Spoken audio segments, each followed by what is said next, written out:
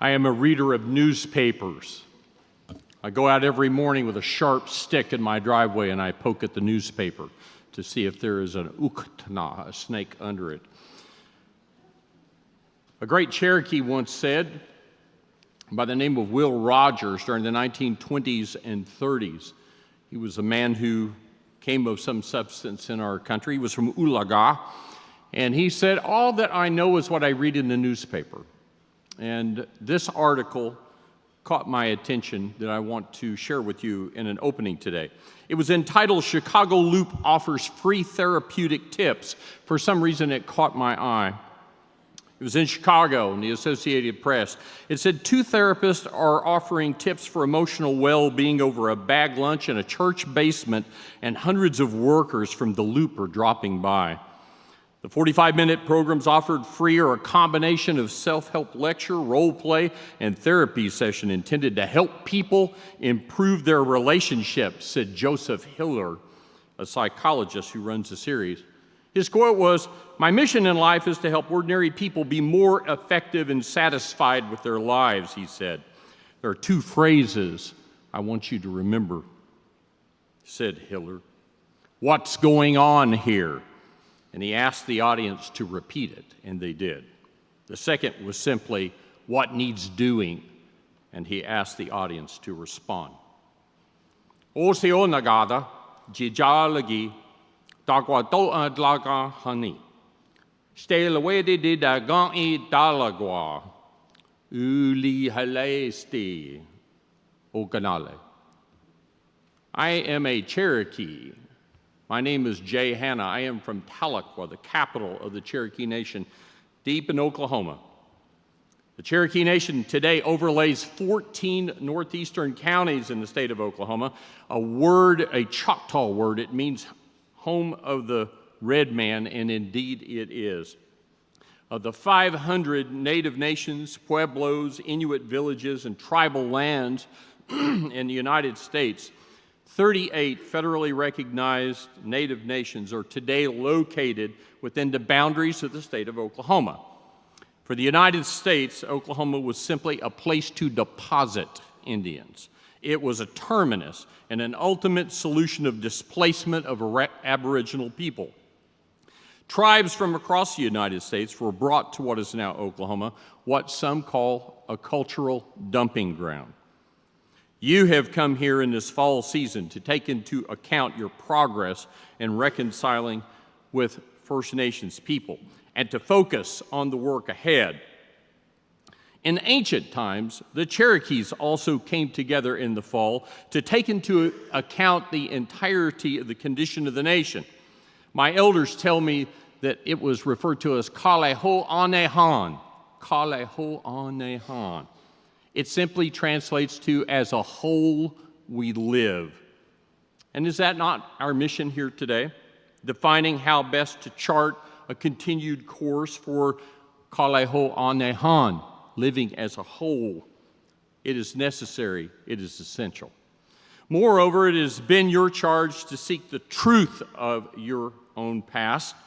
And I do not know if you have the plenary power to right wrongs, but what I have read from your work over the past 5 years, most importantly, you have the will to reclaim truth. Wilford McClay, who is the Blankenship Professor in the History of Liberty at the University of Oklahoma, writes in his recent book, Land of Hope, The Invitation to the Great American Story. He says that when we write history that portrays the reality and the complexity without dumbing down or varnishing the facts, when we write of the truth, we stoke the fire of the imagination and convey to the leader the complexity and the excitement of history. History is not an inert recitation of acts, but a reflective task that takes us to the depths of what it means to be human. And the humanizing, the humanization, the humanness is not always pretty. Still, it is reality. Your Kaleho'anehan, your living as a whole, has been about and continues to be about the embracing of differences and to reclaim what has been lost between Canada and the First Nations of this land, to build trust and perhaps even receive forgiveness. Jijalagi ayahitlihi. Jijalagi. I am a Cherokee. We know the path toward reconciliation. We have walked that path, and in so many ways, we are still walking that path. And I have come to tell you of our story, not to boast of success, for in actuality, reconciliation is a notion of momentum and seldom a destination that allows us to proceed to conclusion.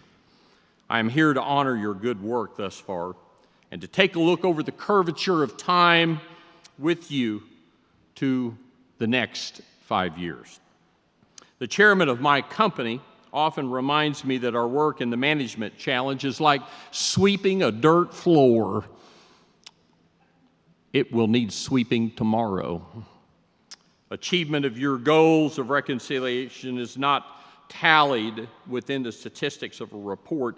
I believe true reconciliation is born with the evolution of relationships, speaking to the too often uncomfortable embrace of tolerance and the cultivation of acceptance.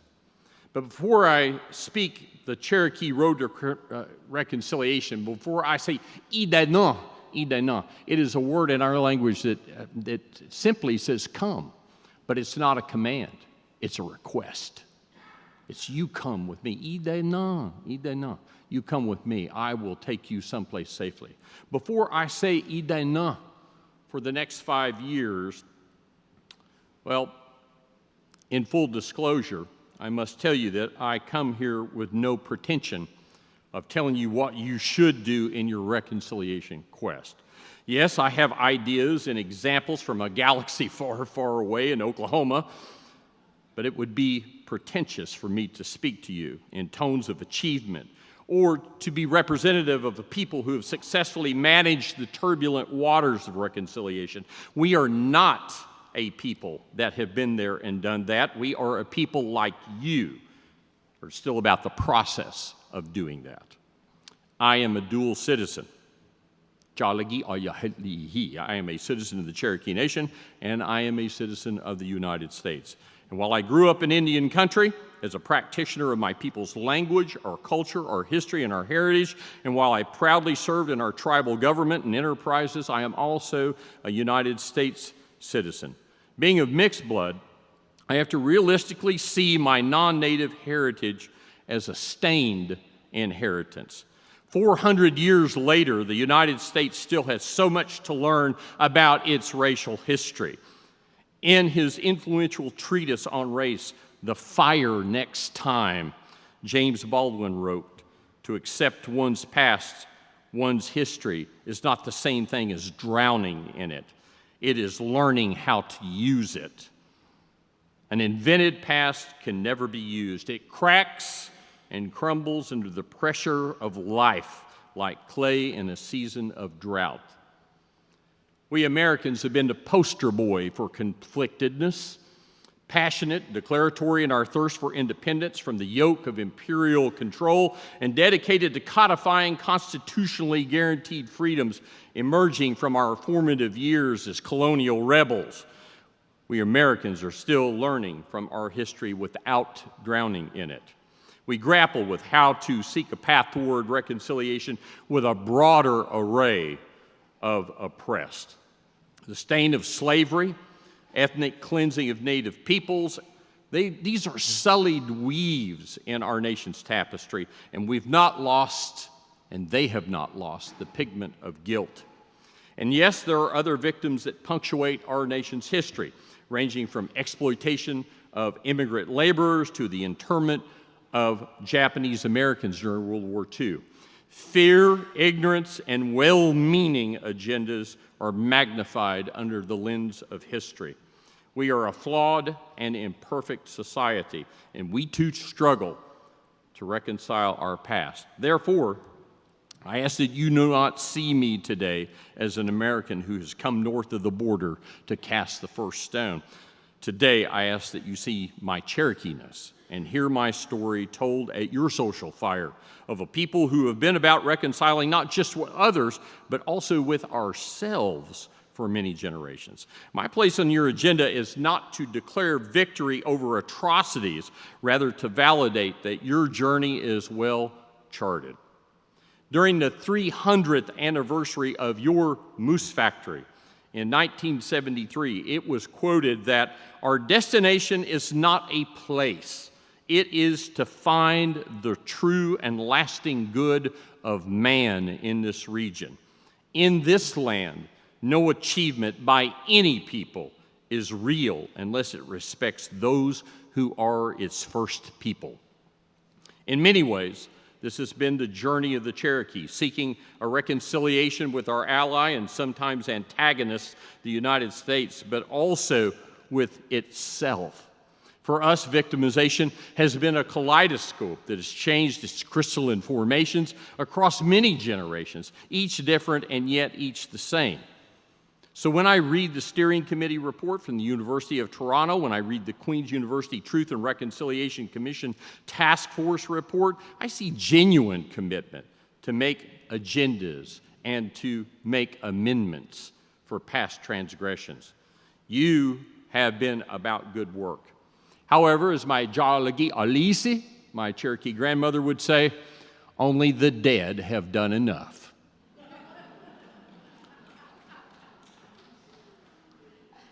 And there is nothing wiser than a Cherokee grandmother. The Cherokee's ancient homelands are in the southeastern quadrant of the United States. Our expanse of control covered much of what we know of the states of North and South Carolina, Georgia, northeastern Alabama, a place that we pronounce as Tennessee. I think the white people there pronounce it as Tennessee. And we controlled our lands as far north as a place that we call Kentucky, a long and bloody ground. We are from the southeast. But linguists tell us that Cherokees speak a language that is Iroquoian language stock. That sets us apart from our tribal neighbors in the south. Thus, we are more akin to the people of the Longhouse, the Haudenosaunee, the Mohawks, Onondagas, Oneidas, the Cayugas, the Senecas, the Tuscaroras. These are Cherokee kinsmen. Our Proto-Iroquoian roots of political structure, our origin stories, our religious beliefs, our social traditions tie us to these northeastern nations. Yet it was our southeastern geographic positioning of the Cherokees that brought us into early European contact. With the establishment of the colonies along the eastern seaboard, the British Crown quickly recognized that native nations beyond the Alleghenies possessed the power and the numbers to extinguish their feeble foothold in the New World. Fear was quickly replaced with the realization that commerce was a more common language, and the Cherokees' affability to accept those who would come among us. We believe that if you learn our language, you respect our traditions, you honor our laws, you are welcome. It is a uli halesti. We Cherokees had our share of white holy men who came to bring salvation to us. The Jesuits came among us from the French boundaries of Alabama. We ejected them. When the Moravians came among us, it was to their advantage that they came without stipulation. They came as a passive observer of tribal people who already had a working understanding of the Creator and a well-defined concept of the cardinal directions that we use to navigate our life. He and we understood that there is an upper and a lower world that reminds us that we are not at the center of the universe, rather we are a part of the greater whole. The Kiowa writer and Pulitzer Prize winner N. Scott Momaday, author of House Made of Dawn, said, "This is what happened long ago when dogs could talk." But for so many of our people, we have lost our concept of our place under the Creator's sky, and we have fallen to the grip of poverty and social entrapment. As Momaday revealed through one of his characters in his story, he wondered what his sorrow was and could not remember. As a nation, we have relinquished sorrow from an unremembered source to embrace assurance that as a tribal people, we have indeed survived. And this is the point of departure from past hurts in search of the promise of a future. Yes, there is greatness in the value of accountability, what the Germans today call the creation of memory culture, that reminds itself of a nation's past transgressions. A common memory culture creates footings for understanding. Much like natives in Canada, the Cherokee friction point of our assimilation began in the commodities trade. For us, it was the trade of deer skins rather than beaver pelts with the Europeans in the early 1700s, and our proximity to the colonies, our proximity that changed us. Intermarriage between natives and white cultures did more than bring Scottish surnames into the Cherokee vernacular. Commerce brought goods that were innovative and allowed Cherokee society to evolve and flourish. Muskets and hatchets may be weapons of war, but iron plows are solutions for hunger. In the 1820s, the Moravian census was not of our citizens' numbers. Rather, it was the counting of iron plows among the Cherokee, which numbered in the thousands. And mixed-blood children brought an interest in education. We recognized that our children would grow up with feet firmly planted in both worlds, Cherokee and white, that our two canoes, we might possibly have to paddle from both. The Cherokee had land, and while the concept of landholding was scarce in Europe, it was abundant in the New World. At the time of the Cherokee's first treaty with Great Britain in 1721, we held sway over 80 million acres, but by 1820 it had been reduced to less than 8 million acres. By 1825, our nation was composed of 14,000 citizens, 220 whites living among us, and yes, unfortunately for us, 1,277 slaves encompassed the population of the Cherokee Nation. In the early years of the 19th century, we came to understand that the need to move away from locally autonomous tribal towns to a more centralized government to blunt white incursion was absolutely necessary. Our General Council passed statutes that focused on the common good, the eradication of blood law, the establishment of common schools, also the creation and establishment of a true General Council that would be able to treat with our neighbors, the United States. Our earliest treaty with the United States at Hopewell in 1785, within its sections, repose a conspicuous clue of how the Cherokees were viewed and the rationale of establishing discourse with them at that time. It said simply, the Cherokee Nation, having already made great progress in civilization and thus deeming it important that every proper and laudable inducement should be offered to their people to improve their condition. However, the United States is just that. They are states, and they possess a great deal of strength and sovereignty within the bounds of the U.S. Constitution. Thus, when the state boundaries began to overlay Cherokee Nation, there was more jurisdictional quandaries. There was asset jealousy. And that begets covetous strategies. The discovery of gold in the Cherokee country of northern Georgia in the 1830s provided the opening salvo in the attack of Cherokee sovereignty, but it was rich land and verdant forests. These were the real attractions for Georgians, more so than gold.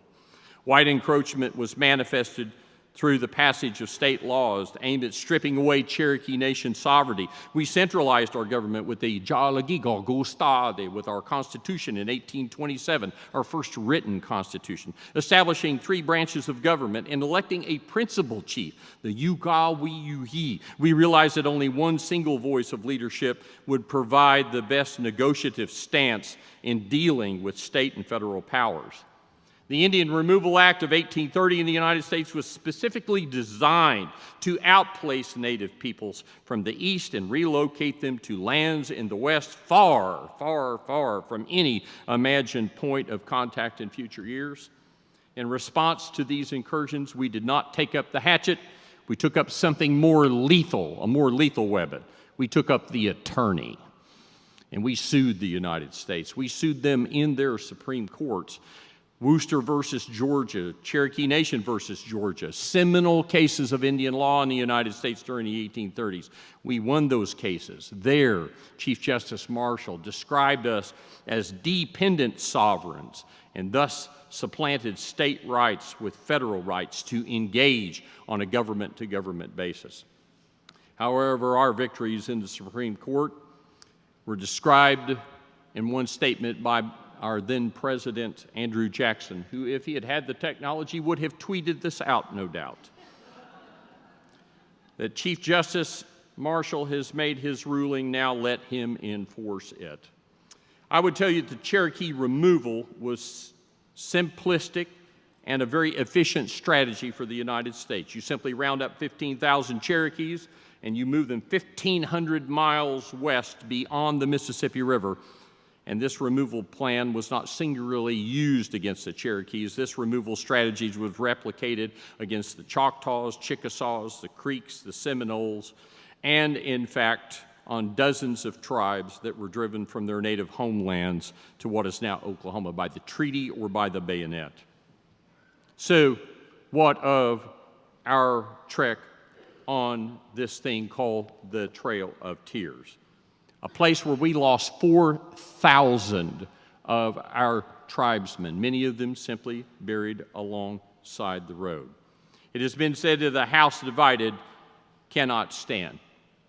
And so when you look at our Reformation in what is now Oklahoma, you look at that period of time when, yes, we fell back into retribution during the American Civil War. You look at the allotment period that came post-Civil War, and you found that the Cherokee Nation was in many ways like Brigadoon. We slept as a government through the latter part of the 19th century and into the 20th century, where many of our people fell into the schism of poverty.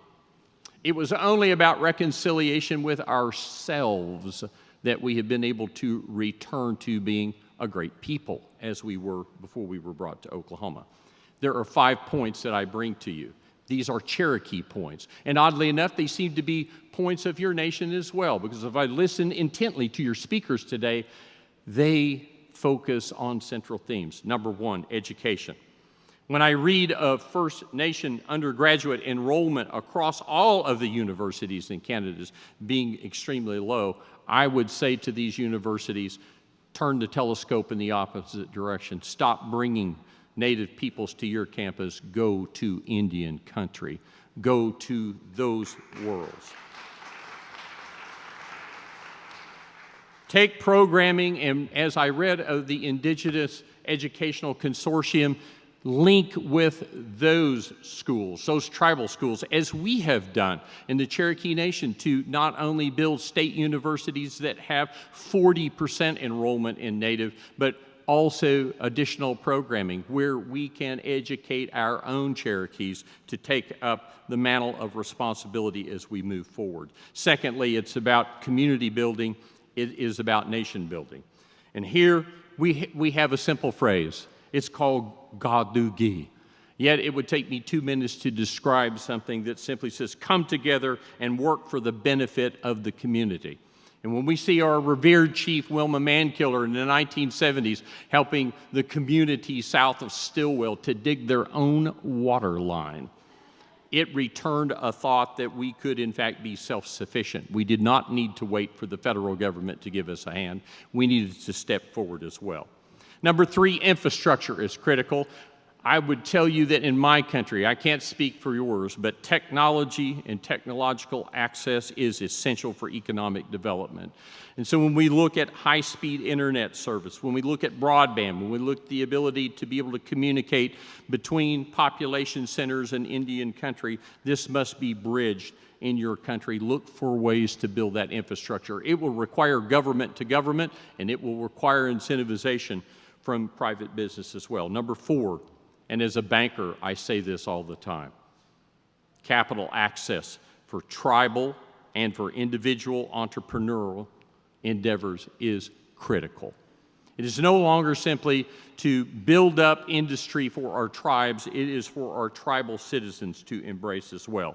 It is true the Cherokee Nation has utilized gaming to be able to diversify into a wide variety of other service-related industries. When we look at the fact that we have paid back to the state of Oklahoma over $117 million specifically for education because we should treat our neighbors better than they treated us. Our revenues, tribally, are helping us to see that the next stage, that the next step in the next 5 years for us is to empower individual Native business owners.